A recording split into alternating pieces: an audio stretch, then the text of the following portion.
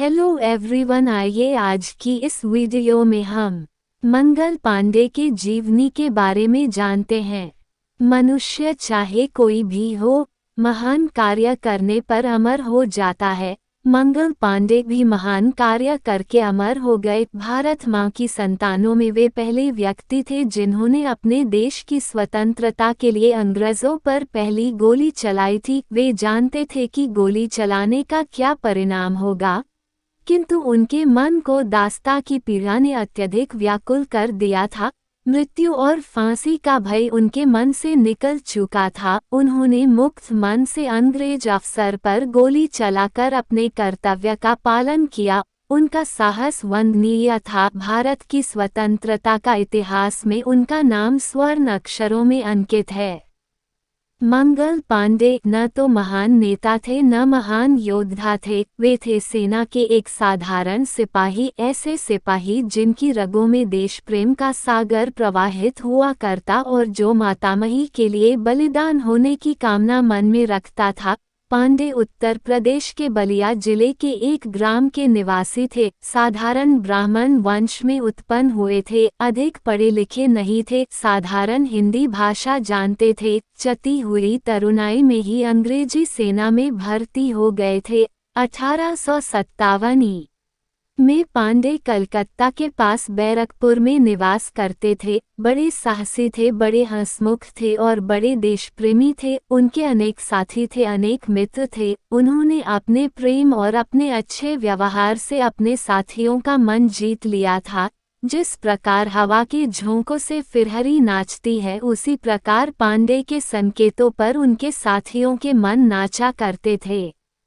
1857 के दिन थे। नाना साहब के प्रयत्नों से भारत के समस्त फौजियों के मन में विद्रोह की आग जाग उठी। अंग्रेजों को भारत से निकालने के लिए एक कार्यक्रम तैयार किया गया था।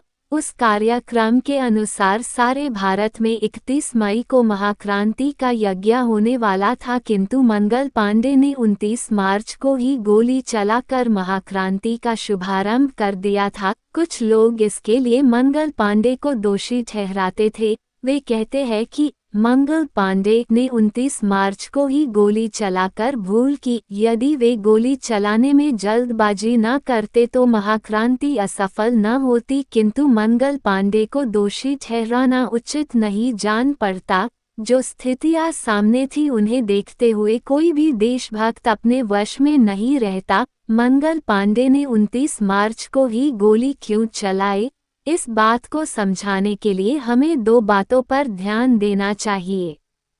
जिन दिनों 31 मार्च को होने वाले क्रांति यज्ञ की चर्चा जोरों से चल रही थी, उन्हीं दिनों कलकत्ता के सैनिकों में यह अफवाह फैली कि अंग्रेज सरकार को कारतूस सैनिकों को देती है और जिन्हें वे अपने दांतों से काटकर खोलते हैं उनमें सुअर और गाय की चर्बी लगी रहती है।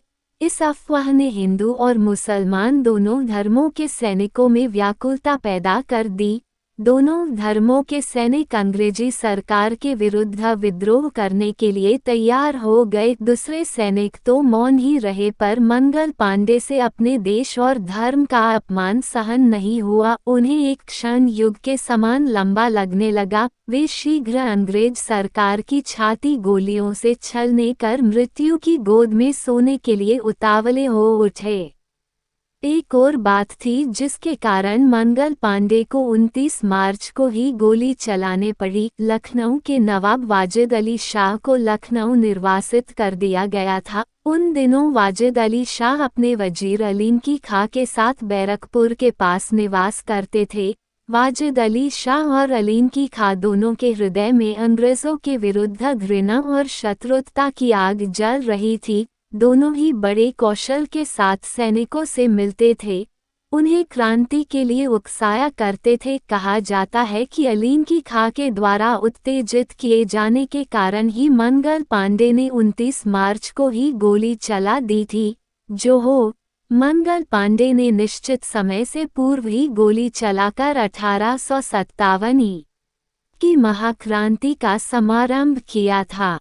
सैनिकों में जब अफवाह फैली तो उन्होंने विद्रोह करने का निश्चय किया। अंग्रेजों को जब इसका पता चला तो उन्होंने भी विद्रोह को दबाने का निश्चय किया। उन्होंने दो काम किए, एक तो यह कि बर्मा से गोरी पलटन मंगाए और दूसरे 19 नंबर की पलटन को भंग करने का विचार किया और सैनिकों के वस्त्रों और उनके हथियारों को छीनने का निश्चय किया। 19 नवंबर की पलटन के सैनिकों को जब इन बातों का पता चला तो उनके भीतर ही विद्रोहाग्नि और अधिक तीव्र हो उठी। उन्होंने निश्चय किया कि प्राण दे पर देश और धर्म का अपमान सहन नहीं करेंगे।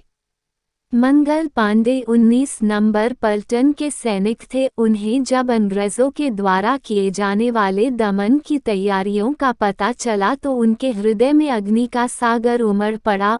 उन्होंने अपने साथियों और मित्रों से कहा, 31 मई तक रुकना उचित नहीं है, हमें शीघ्र विद्रोह की आग जला देनी चाहिए। देर करने से हो सकता है कि अंग्रेज अपने को शक्तिशाली बना ले।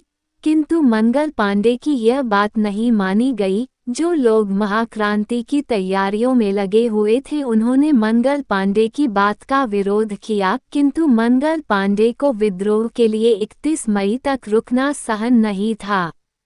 मंगल पांडे अपने साथियों और मित्रों को अपने विचारों के सांचे में ढालने का बहुत प्रयत्न किया, किंतु इस संबंध में कोई भी उनकी बात मानने के लिए तैयार नहीं हुआ। उन्होंने जब यह देखा कि उनका कोई भी साथ देने के लिए तैयार नहीं हो रहा है तो उन्होंने स्वयं अकेले ही विद्रोह की आग को जलाने का निश्चय किया।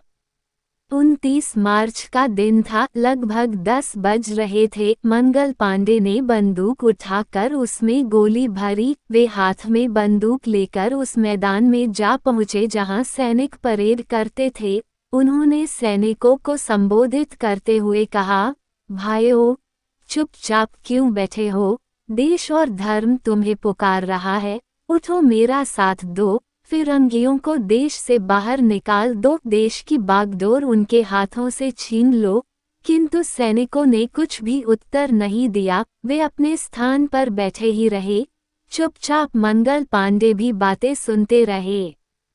मंगल पांडे परेड के मैदान में सिंह की तरह गर्जना कर रहे थे। इसी समय मेजर ह्यूसन वहां उपस्थित हुआ। मंगल पांडे की बातें उसके भी कानों में पड़ी। उसने सैनिकों की ओर देखते हुए कहा, पांडे को गिरफ्तार कर लो, पर कोई सैनिक नहीं उठा। स्पष्ट है कि सैनिकों की सहानुभूति मंगल पांडे के प्रति थी। वे मंगल पांडे का साथ तो नहीं दे रहे थे, किंतु सत्य ही है कि मंगल पांडे की तरह वे भी अंग्रेजों का विनाश चाहते थे। सैनिकों को मौन देखकर ह्यूसन गरज उठा, मेरा हुक्म मानो, पांडे को गिरफ्तार करो।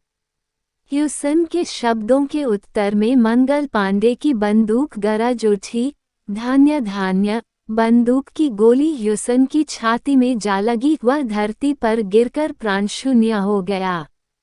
आज के लिए इतना ही, इजाज़त दीजिए, फिर मिलेंगे नेक्स्ट वीडियो में। शुक्रिया।